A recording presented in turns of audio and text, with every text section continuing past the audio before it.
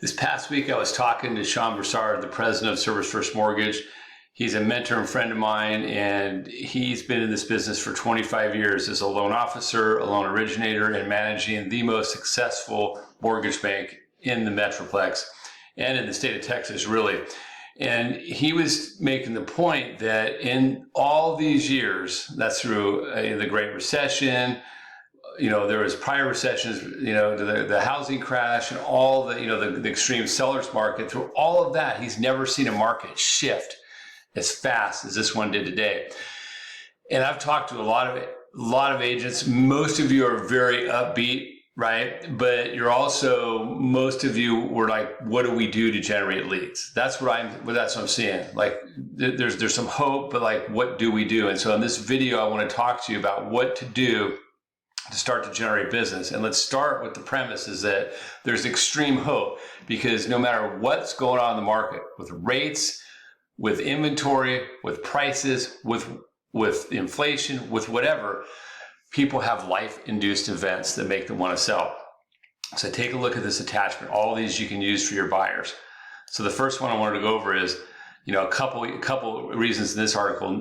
People need more space. They have a desire to be closer to loved ones. So, for example, the companies let you work from home now. I mean, that's a national thing. That's like a way to do business. So people can move all over the country. So that desire is a big deal. So there's a lot of relocations available. The other thing is, remember, there's divorce, there's death, there's disease, there's move up. There's a lot of clients I have right now. They were great buyers, but also had to sell a house and had to go contingent. We're now moving forward, and we're getting contingent offers accepted. So all of that's out there for you that wasn't there before. There's more business right now than there was before, to tell you the truth, if you just know where to look.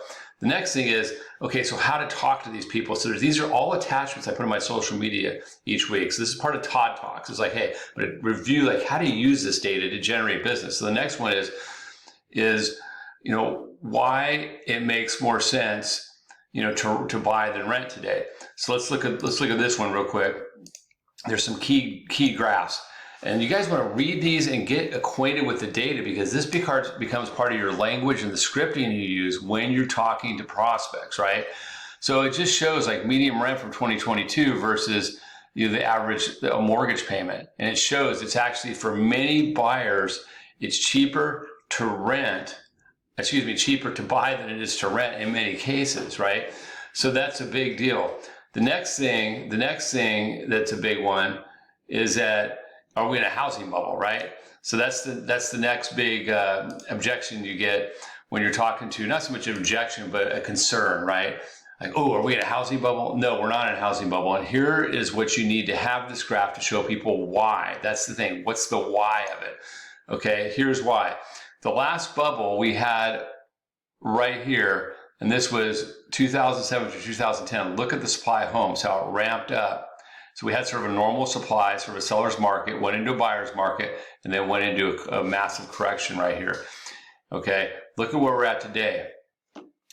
Now this is national, but right here in Texas, it's the same thing. Right now in Texas, all North Texas counties are like 3 to 4 months inventory. Now, that's a lot compared to 4 months ago, right? It's been ramping up. But unless it gets up to like 9 or 10 months, we're not going to see a correction. And the likelihood is, based on current demand, that it's not going to get there. So this is what you want to show people. No, we're not in a bubble, because look where the supply of houses is. It was when we had this huge oversupply that caused the correction. And then the last thing I wanted to share with you, this is another important graph to know, is the whole idea is this still our seller's market? So really, this one is more for, so the last graph is for your buyers, right? If they're worried about a bubble. This one is like, hey, the sellers, well, I think I missed the top. I've missed the top. No, don't worry about that. You're at the top, or you're real clear, like you're this close to maybe what the top was. No one can time the market, but we're still in a seller's market. Once again, another graph you can reference along with the whole article. But here's the actual graph. Let me pull it up. So you probably already know this definition. So a neutral market is considered 6 to 7 months, right? Buyer's market's greater than 7. You can see the last time we had a buyer's market, it's been that long, was like 2007, 2010, and it ramped up. And I can tell you guys that look at the extreme seller's market we went into, and it's just inventory. This is inventory. It's just starting to peak up right where I just said. The national numbers are pretty close to where our numbers are as well. And I can tell you, I remember it was right in December of 2012 that we entered into a formal seller's market where I had a client buying a house in Little Elm. It was like $175,000 house.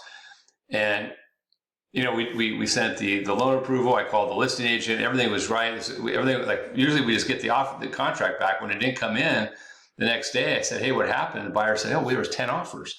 So I had to immediately get good at, which is something I am good to help you guys with, is how to win in multiple offer situations. There's all sorts of tools we have. If you're interested, give me a call. I'll tell you how we do that. But the bottom line is, guys, this is some great information that you can arm yourself with right now to be an aggressive, successful agent and go get some business for yourself. Read these articles, use them to your advantage, and share your thoughts with me. Have a great day.